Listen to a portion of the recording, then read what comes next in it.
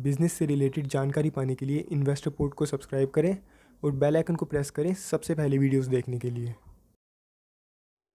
Hello guys, तो कैसे हैं आप सब लोग। इन्वेस्टमेंट क्या है? इन्वेस्टमेंट एक ऐसा तरीका है जिसमें हम खुद काम ना करके अपने पैसों को काम पर लगाते हैं। अगर दूसरे शब्दों में कहूँ तो पैसिव इनकम सोर्स क्रिएट करने को इन्वेस्टमेंट कहते हैं। इन्वेस्टमेंट हमारे लिए क्यों ज़रूरी है, ये बात हम पुरानी वीडियो में कर चुके हैं। अगर वो वीडियो अभी तक नहीं देखी तो डिस्क्रिप्शन बॉक्स में उसका लिंक है, वहाँ से जाकर आप उस वीडियो को देख सकते हैं। आपने हमेशा सुना होगा कि एक गरीब आदमी अपनी पूरी ज़िंदगी पैसों के लिए काम करने में निकाल देता है और वहीं पर एक अमीर आदमी अपने पैसों को काम पर लगाकर और ज़्यादा अमीर बनता चला जाता है। गाइस, हमें ना बस सही फाइनेंशियल नॉलेज चाहिए, जो कि हमारा एजुकेशन सिस्टम पता नहीं क्यों बट हमें देना नहीं चाहता। तभी तो आज जितने भी सक्सेसफुल लीडर्स हैं उनमें से ज़्यादातर के पास किसी भी कॉलेज की डिग्री नहीं है, और जो लोग सिर्फ डिग्री के पीछे भागते हैं वही लोग बाद में जाकर उन ग्रेट लीडर्स की कंपनी में जॉब करते हैं और अपनी पूरी लाइफ किसी और के लिए काम करने में निकाल देते हैं, सिर्फ एक इनकम सोर्स के साथ। बिकॉज उन सो कॉल्ड किताबी कीड़ों को पता ही नहीं होता कि पैसा कैसे काम करता है। आज की इस वीडियो में मैं आपको बताऊंगा इन्वेस्टमेंट के 5 तरीके, जिनसे आप ज़्यादा मेहनत किए बिना मल्टीपल इनकम सोर्स जनरेट कर सकते हो और अपने पैसों को काम पर लगा सकते हो। सो गाइस, इसीलिए इस वीडियो को एंड तक ज़रूर देखना। सबसे पहली इन्वेस्टमेंट आप कर सकते हो फिक्स डिपॉजिट में। इसे हम शॉर्ट में एफडी बोलते हैं। एफडी के लिए आपको कोई रिसर्च करने की ज़रूरत नहीं है, आप सीधा बैंक में जाओ और वो आपको एफडी करवाने में हेल्प कर देंगे। एफडी में आपको करीब 7 से 8% तक रिटर्न मिल जाते हैं, पर ये रिटर्न्स टैक्सेबल होते हैं। मतलब जब आपको रिटर्न मिलेगा तो उस पर आपको टैक्स पे करना पड़ेगा। पिछले 10 सालों से इंडिया का इन्फ्लेशन रेट करीब 5 से 6% पर चल रहा है। इसका मतलब हर साल हमारे पैसों की वैल्यू 5 से 6% कम हो जाती है। अगर एग्जांपल दूँ तो मान लो आपके पास 1000 रुपये हैं, तो एक साल बाद उनकी वैल्यू 940 या 950 रह जाएगी। ये होता है इन्फ्लेशन। जैसे कि आपने लोगों से सुना होगा कि महंगाई बढ़ती जा रही है, उनका मतलब इनडायरेक्टली इन्फ्लेशन से ही है।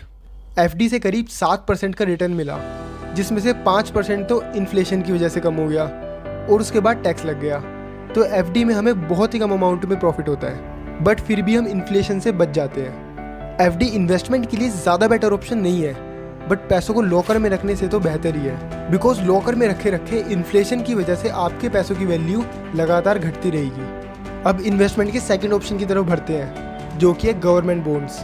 अगर आप मुझसे पूछोगे कि सारी इन्वेस्टमेंट्स में से सबसे ज़्यादा सेफ और सिक्योर इन्वेस्टमेंट कौन सी है, तो मेरा जवाब होगा गवर्नमेंट बॉन्ड्स। गवर्नमेंट बॉन्ड्स में रिटर्न करीब 8 से 9% तक मिल जाता है और इसी के साथ हमें इसमें टैक्स बेनिफिट्स भी मिलते हैं। इसीलिए एफडी या गवर्नमेंट बॉन्ड्स में से अगर किसी एक को चूज़ करना हो तो मैं गवर्नमेंट बॉन्ड्स को प्रेफर करूँगा। गवर्नमेंट बॉन्ड्स पर खुद गवर्नमेंट अपनी गारंटी देती है, तो चाहे कुछ भी कंडीशन आ जाए गवर्नमेंट आपको आपके पैसे लौटाएगी। थर्ड इन्वेस्टमेंट ऑप्शन है इंडेक्स फंड्स। इंडेक्स फंड आपकी इनकम का बहुत अच्छा सोर्स बन सकता है। अगर आपको शेयर मार्केट की बेसिक नॉलेज है और साथ में भरोसा है हमारी कंट्री की इकोनॉमिक ग्रोथ पर, तो आप इंडेक्स फंड में पैसे इन्वेस्ट कर सकते हैं। इंडिया में 2 इंडेक्स फंड हैं, सेंसेक्स और निफ्टी।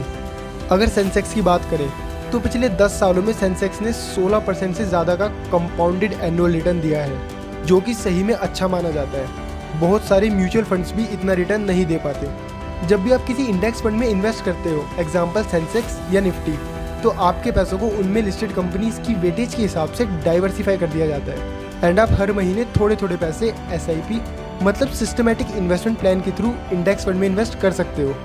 एंड गाइज, मेरे ओपिनियन में इंडेक्स फंड इन्वेस्ट करने के लिए बहुत ही ज़्यादा अच्छा ऑप्शन है। इसके बाद आते हैं म्यूचुअल फंड्स।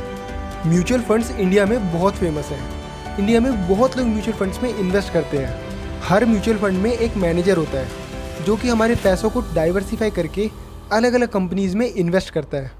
इसलिए आपको इन्वेस्ट करने से पहले म्यूचुअल फंड मैनेजर का पास्ट ट्रैक रिकॉर्ड और स्किल सेट को एनालाइज करना पड़ता है। बहुत बार म्यूचुअल फंड्स हमें इंडेक्स फंड से ज़्यादा रिटर्न्स दे देते हैं। म्यूचुअल फंड और इंडेक्स फंड में एक ही फ़र्क होता है, वो ये कि म्यूचुअल फंड के एक्सपेंस ज़्यादा होते हैं, बिकॉज म्यूचुअल फंड मैनेजर हमारा फंड मैनेज करने के लिए फ़ी चार्ज करता है, जबकि इंडेक्स फंड में कोई फंड मैनेजर नहीं होता।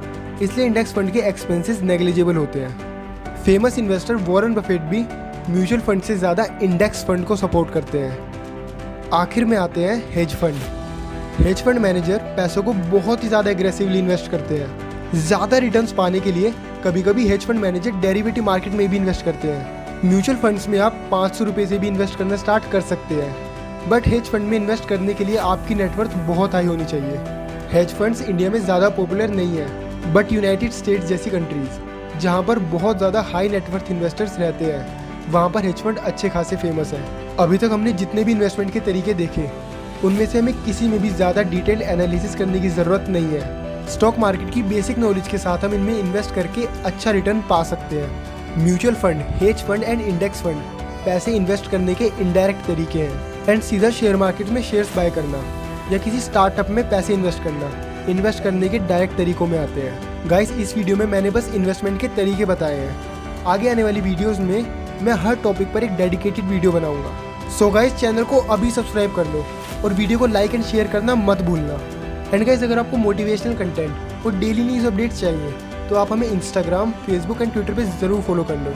वहाँ पर हम डेली अपडेट्स डालते रहते हैं। एंड गाइस, वीडियो को देखने के लिए बहुत बहुत शुक्रिया। अगली वीडियो में मिलते हैं, तब तक के लिए बाय बाय।